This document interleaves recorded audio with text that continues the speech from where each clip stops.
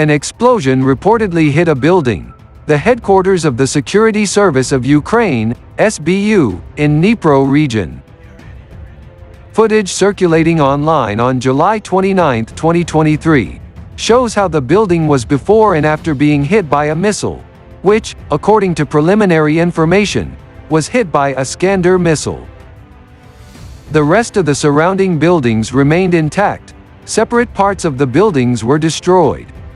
The attack was also carried out without warning of airstrikes, all means of intercepting the air defense of the armed forces of Ukraine in the area, as well as target detection radars, could not identify the suspected ballistic missile.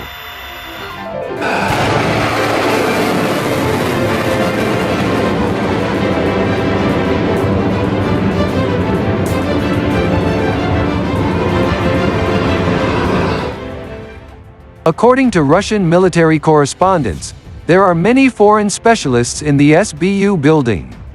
The strike by the missile, the left wing of the building is partially destroyed. It penetrates the building all the way to the basement.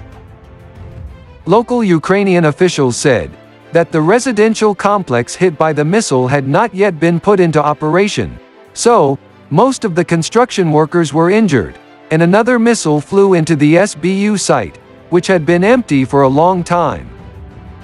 However, claims that the building was empty, and that no one was there at the time of the impact, cannot be substantiated.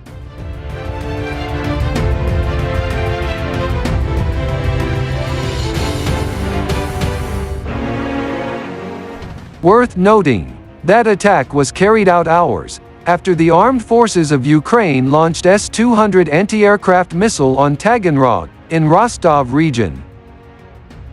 A total of 16 civilians were injured in an attack in the afternoon on the city's residential infrastructure.